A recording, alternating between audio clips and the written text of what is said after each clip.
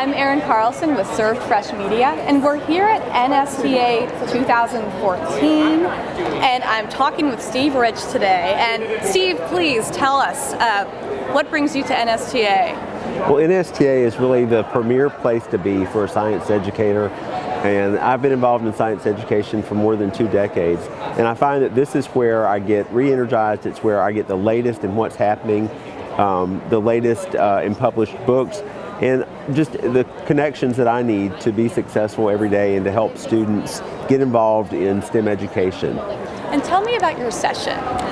I'm really excited about the featured presentation. The title of it is Chrysalis, Transforming Your Teaching. And a lot of people, I'm from Georgia, a lot of people there will call me the butterfly guy because I have written about butterflies and helped schools establish gardens with butterflies. So I came up with this title of Chrysalis, Transforming Your Teaching, and we're going to talk about what it means to come out of your chrysalis or come out of your shell and be an experienced and a teacher who has confidence and has the tools of the trade and is ready to go and to get kids excited about science.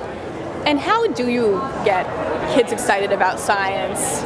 It's all about letting them get their hands on it and asking questions and let them forming their own answers and planning experiments that are meaningful to them. So giving them some control and letting them make their own meaning out of whatever we're giving to them and putting in front of them.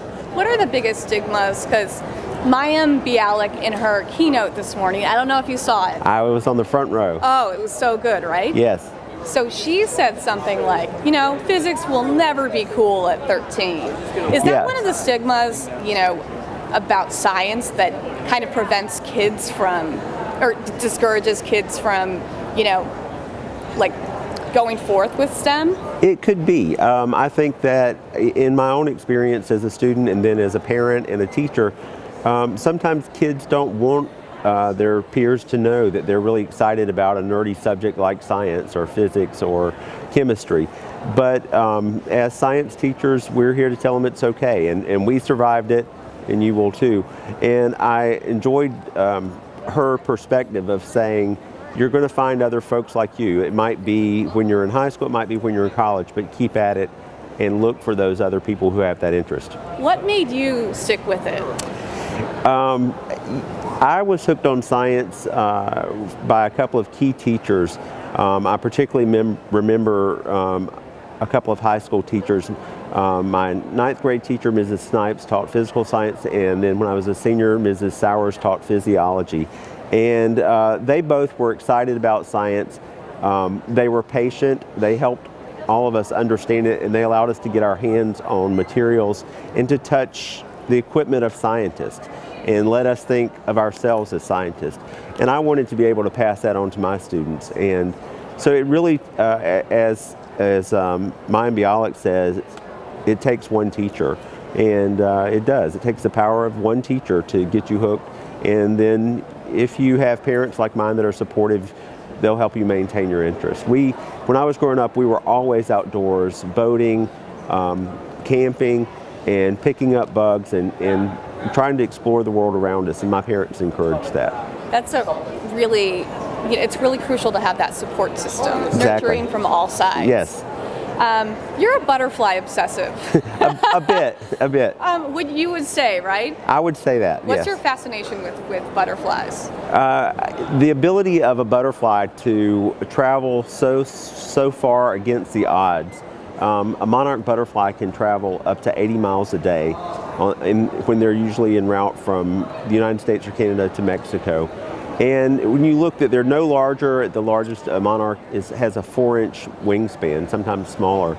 And it's just incredible that the laws of physics allow them to do that and to find their way on this migration. And I kind of parallel that to my experience and that of other teachers, that we're on this journey. And we're all going to get there together, and sometimes we don't know where the power is going to come from, but we come to events like this and get re-energized and keep moving.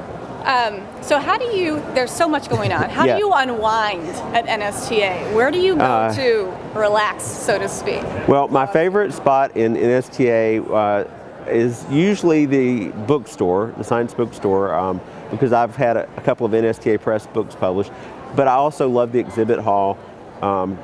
But to unwind, I don't know. I think you almost have to unwind at the end of the day or even when you go home, because there's so much to do. You could have a 12, 14-hour day and be busy every second of the day. So I will just, I'll unwind in my room when I'm looking at all the piles of stuff that I've gathered up for the day and thinking, how in the world am I going to get all this home to share with teachers? Who are you looking to meet? Who are the celebrities, movers and shakers, and influencers that you kind of, that you want to connect with? Well, I have my own set of superstars of science, but some of my favorite people that are regulars at the conference, one is a fellow Georgian, but now in DC, Dr. Stephen Pruitt, who was the architect, or is the architect of the next generation science standards. And it's interesting to see him go through this process nationally after we saw him do it at home in Georgia, and to see how his influence is spreading. And it all comes back to that he has a strong feeling about how kids should learn. And so that's kind of what we're all doing here. We're looking for better ways to teach children. Excellent. And one last question. Do you tweet? What's your Twitter handle?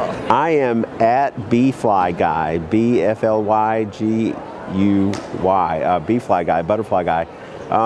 Yes, and I've been a really active tweeter this week. We're trying to step up the social media presence of NSTA and reach out to a younger generation of teachers. And I'm really looking forward to at the presentation tomorrow. I'm going to have my epic tweet, and I'm going to try to get the attention of some national celebrities and see how many people we can get to retweet that they love teachers, and to see if we can make an epic tweet go viral. That should be incredibly easy. Well, thank you so much, Steve. It was a pleasure. Thank you. Thank you. And see you around. Okay.